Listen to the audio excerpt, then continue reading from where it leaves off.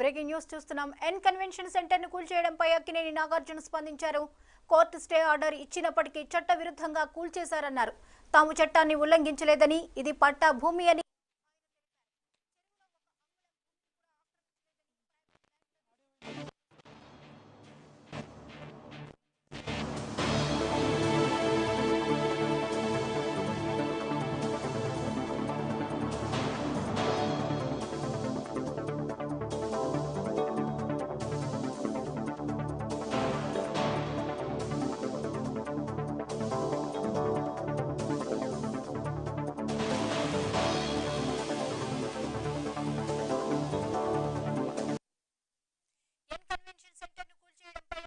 నాగార్జున స్పందించారు. Court stay order ఇచ్చినప్పటికీ చట్ట విరుద్ధంగా కూల్చేశారన్నారు. తాము చట్టాన్ని ఉల్లంఘించలేదని, ఇది పట్టా భూమి అని ఆయన తెలిపారు. చెరువులో ఒక అంగుళం భూమిని కూడా ఆక్రమించలేదని, ప్రైవేట్ ల్యాండ్లోనే నిర్మించినట్లు స్పష్టం చేశారు.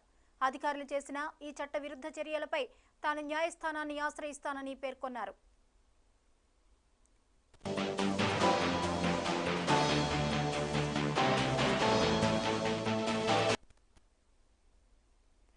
మొత్తానికి ఎన్ కన్వెన్షన్ సెంటర్ ను కూల్చివేయడంపై అక్కినేని నాగార్జున స్పందించారు. ఇక ఈ అంశంపై మరిన్ని అప్డేట్స్ ని అందించడానికి ఇన్పుట్ ఎడిటర్ నవీన్ లైవ్ లో అందిస్తారు.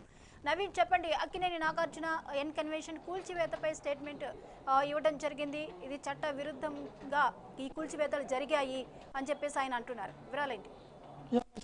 కొద్దిసేపటి క్రితమే నాగార్జున కూడా ఎక్స్ ద్వారా ఒక ట్వీట్ కూడా చేయడం జరిగింది. ముఖ్యంగా ఎన్ కన్వెన్షన్ కూల్చివేతలకు సంబంధించినటువంటి అంశాలపై ఏదైతే ఈరోజు ఉదయం నుంచి హైడ్రా కూడా దూకుడు కూడా వ్యవహరిస్తున్నటువంటి నేపథ్యంలో ఎన్ కన్వెన్షన్పై కూడా పూర్తి స్థాయిలో కూల్చివేసినటువంటి సిచ్యువేషన్ నెలకొంది. దాదాపు 2 గంటల నుంచి కూడా ఈ యొక్క కూల్చివేతలు కొనసాగినటువంటి నేపథ్యంలో మొత్తం ఎన్ కన్వెన్షన్ని నేలమట్టం కూడా చేసినటువంటి పరిస్థితి నెలకొంది. కానీ ఈ అంశాలపై నాగార్జున కూడా ట్విట్టర్ వేదికగా కూడా ఒక ట్వీట్ కూడా చేయడం జరిగింది. తను ఆవేదనతో ఈ యొక్క ట్వీట్ కూడా పెడుతున్నాను, ఇది కావాలని చెప్పేసి ఈ ఎన్ కన్వెన్షన్ని కూల్చివేశారని చెప్పేసి కూడా నాగార్జున ఈ విధంగా ట్విట్టర్ వేదిక కూడా ట్వీట్ కూడా చేసినటువంటి విషయాలు కనిపిస్తున్నాయి. ఒక్కోసారి ఎటువంటి అంశాలు నాగార్జున ప్రస్తావించారనేది చూద్దాము.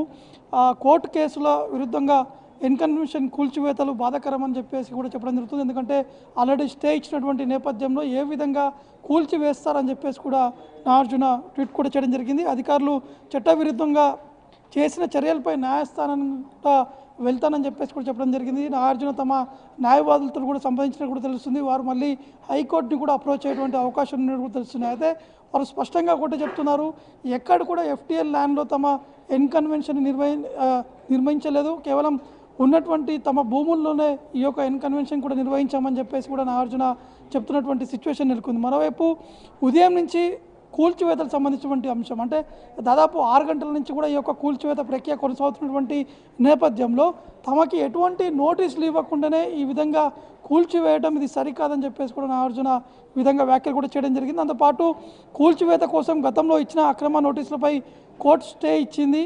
తప్పుడు సమాచారంతో చట్టవిరుద్ధంగా ఈ యొక్క కూల్చివేత పనులు కూడా చేపట్టారు. ఇది చాలా బాధాకరం, ఇది కావాలని చెప్పి తన పేరుని డ్యామేజ్ చేసేటువంటి విధంగా వ్యవహరిస్తున్నారని చెప్పేసి కూడా నాగార్జున ఆవేదనతో కూడా ఈ యొక్క ఎక్స్ ద్వారా ఈ యొక్క ట్వీట్ కూడా చేసినటువంటి సిచ్యువేషన్ నెలకొంది. కానీ హైడ్రా చెప్తున్నది ఒకటే, ఇది ఖచ్చితంగా పూర్తి స్థాయిలో అన్ని ఆధారాలు సేకరించిన తర్వాత అక్కడ ఉన్నటువంటి డాక్యుమెంట్స్ కూడా పూర్తి స్థాయిలో టాలీ చేసిన తర్వాతనే ఈ యొక్క కూల్చివేత ప్రక్రియ కూడా ప్రారంభించామని చెప్పేసి హైడ్రా కమిషనర్ కూడా చెప్పడం జరుగుతుంది. ఈరోజు ఉదయం నుంచి జరుగుతున్నటువంటి ఈ యొక్క కూల్చివేతల్లో మాత్రం పూర్తి స్థాయిలో పక్క ఆధారాలతోటే ఈ యొక్క కూల్చివేత ప్రక్రియ కూడా కొనసాగించామని చెప్పేసి కూడా అధికారులు కూడా చెప్తున్నటువంటి పరిస్థితి నెలకొంది. అయితే కేవలం ఈ ఎన్ కన్వెన్షనే కాకుండా అక్కడ చుట్టుపక్కల ఉన్నటువంటి చెరువు ఆక్రమించినటువంటి అక్కడ ఉన్నటువంటి బిల్డింగ్స్ కావచ్చు, అక్కడ ఉన్నటువంటి అపార్ట్మెంట్స్ ఏవైతే ఉన్నాయో వాటిని కూడా పూర్తి స్థాయిలో కొద్దిసేపటి క్రితమే హైడ్రా ఫోకస్ కూడా పెట్టడం జరిగింది.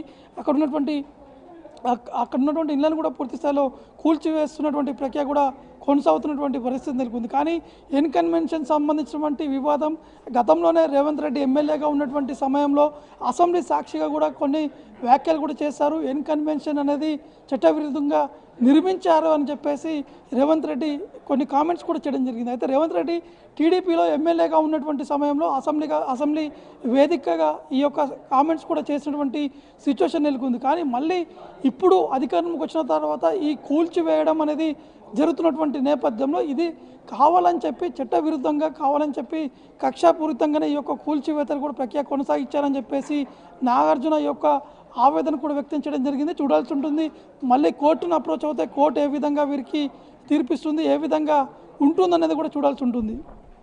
అయితే నవీన్, ఇక్కడ నాగార్జున పేర్కొన్నట్లుగా ఎటువంటి నోటీసులు ఇవ్వలేదు, అలాగే స్టే ఆర్డర్ ఉంది, ఇది అక్రమంగా కూల్చివేసేశారు అని చెప్పేసి అంటున్నారు. అంటే ఇద్దరు వెర్షన్స్కి పొంతన లేనటువంటి పరిస్థితి. అసలు వీటిని మనం ఎలా కంపేర్ చేయాల్సి ఉంటుంది? అలాగే ఆయన లీగల్గా అప్రోచ్ అయితే ఎలాంటి ఊరట లభించే ఛాన్సెస్ ఉన్నాయి? ఎస్, ఖచ్చితంగా. ఎందుకంటే నాగార్జున చెప్తున్న దాని విషయం చూసుకుంటే మాత్రం వారు ఏదైతే ట్వీట్ చేసినటువంటి విషయాలు కూడా స్పష్టంగా చెప్తున్నారు. అంటే గతంలోనే బీఆర్ఎస్ పార్టీ హయాంలో ఉన్నటువంటి సమయంలో వారికి నోటీస్ కూడా జారీ చేయడం జరిగింది. అప్పుడున్నటువంటి ప్రభుత్వ అధికారులు కూడా అక్కడ సర్వే కూడా నిర్వహించారు. కేవలం కొంత ప్రాంతంలోనే ఒక ఎఫ్టీఎల్ ల్యాండ్లో నిర్మించడం జరిగింది కాబట్టి ఆ ప్రాంతాన్ని తొలగించారు. కానీ ఇప్పుడు పూర్తి స్థాయిలో నేలమట్టం చేయడం సంబంధించిన విషయాలపై కూడా ఖచ్చితంగా దీన్ని సీరియస్గానే తీసుకుంటాం, న్యాయవాదులతో మాట్లాడతాం, ఖచ్చితంగా హైకోర్టు కూడా అప్రోచ్ అవుతామని చెప్పేసి కూడా నాగార్జున చెప్తున్నటువంటి నేపథ్యంలో హైడ్రా కూడా దీనికి సవాల్గానే తీసుకోవడం జరిగింది. హైడ్రా కమిషనర్తో పాటు హైడ్రాలో ఉన్నటువంటి అధికారులు కూడా స్పష్టంగా ఒకటి చెప్తున్నారు, మేము ఎవరిని కూడా కావాలని చెప్పి కక్షపూరితంగా ఈ కూల్చివేతలు అనేది చేయట్లేదు.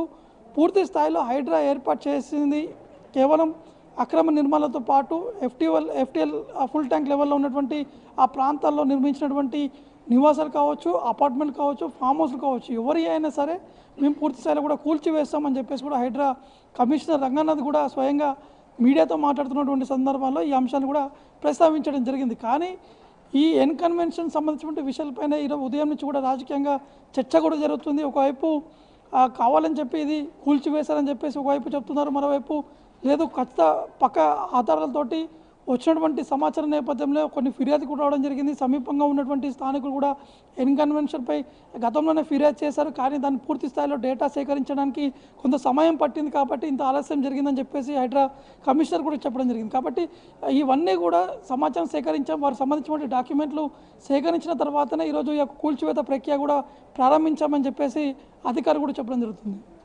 Right, thank you Naveen.